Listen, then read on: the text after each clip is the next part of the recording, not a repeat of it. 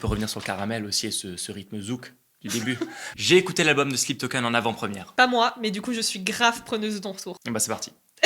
En quelques mots, concrètement, l'album de Sleep Token, ça donne quoi? Cet album, je l'ai vraiment senti comme un album très cinématographique. On se retrouve dans un univers très fantastique, voire même de SF. Un univers très linéaire. On est presque dans le même épisode, j'ai envie de dire. Bon, on sait tous que Sleep Token mélange plusieurs styles, mais du coup, concrètement, qu'est-ce qu'on retrouve comme style? Et surtout, moi, ce qui m'intéresse, c'est de savoir quel est le niveau de métal. Déjà, j'étais très étonné. Bon, métal évidemment, mais pas mal d'électro, qui se mélange notamment à des batteries très trap. Beaucoup d'instruments utilisés dans les orchestres. Donc on a énormément de violons, des glockenspiel, de modulation, beaucoup de reverb, d'écho, qui donnent l'impression d'être dans des grands espaces. Et évidemment, des gros breaks, des grosses guitares, qui arrivent souvent après la moitié de la chanson. Ce passage du ciel vers l'enfer en permanence. Et c'est ce qui donne ce côté assez spécial, je pense qu'assez propre à Sleep Token. Les influences du groupe, tu as retrouvé peut-être des vibes un peu d'autres artistes. La première chanson, au niveau du break, où ça part en cacahuète en plein milieu de la chanson, j'ai senti la même lourdeur que la première fois que j'ai écouté l'album 13 Steps de Perfect Circle. La première chanson, tout est calme et on arrive à une rupture mais lourde et j'ai ressenti vraiment ça m'a vraiment fait plaisir. Toutes ces batteries trap, ça me fait vraiment penser à l'époque où c'était à la mode. Même Imagine Dragons a énormément pris de ce genre de choses-là. Alors les gens vont croire que je compare Sleep Token à Imagine Dragons,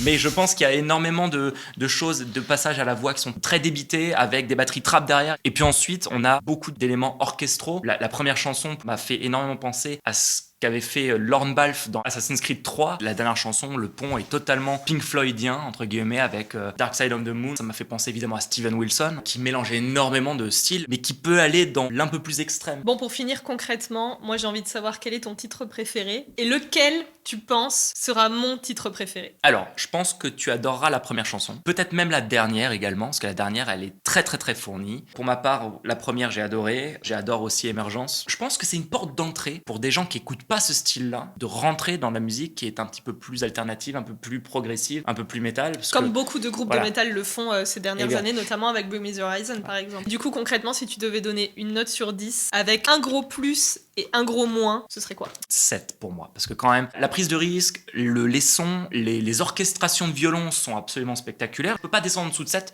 Maintenant, je monte pas jusqu'à 10 non plus, parce qu'à un moment donné, au milieu de l'album, on stagne pour moi un petit peu. Et j'ai un problème avec l'autotune. On se retrouve vite du coup avec le react de ce que Sébastien pense sera ma chanson préférée. On verra s'il s'est trompé ou pas. Je serai honnête, sache-le. On se revoit bientôt sur Artunes Media et en attendant, pour ma part, je vais de ce pas écouter l'album.